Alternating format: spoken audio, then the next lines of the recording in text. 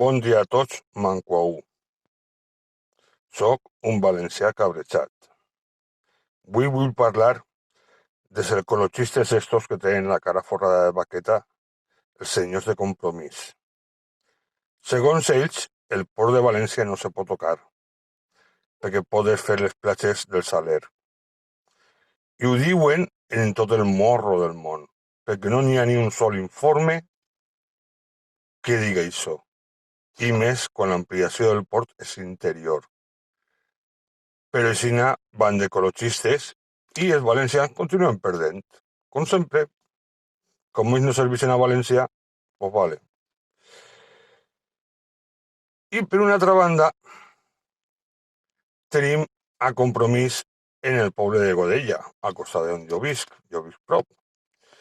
Resulta que allí n'hi ha un paratge que podria ser perfectament un parc natural, perquè és l'últim que queda de bosc mediterrani en tota la comarca de l'Horta Nord.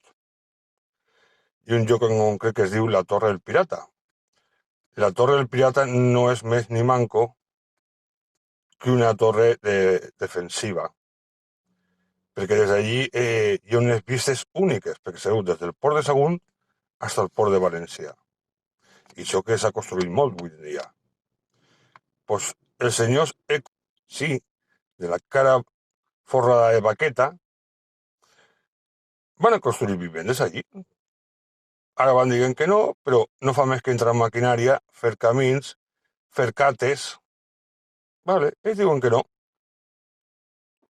Però ull, que no són vivendes socials, Són xalecs en la piscineta, que ja tots sabem que això per a la naturalea és una meravella. Veritat que sí?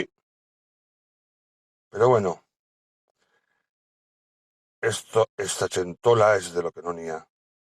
No tenen vergonya ni la coneixen. I per acabar, una cita de Joan Sancho de l'any 2000. La història nos revela la dignitat del valencianisme i la indignitat de molts valencians. Au, cacau.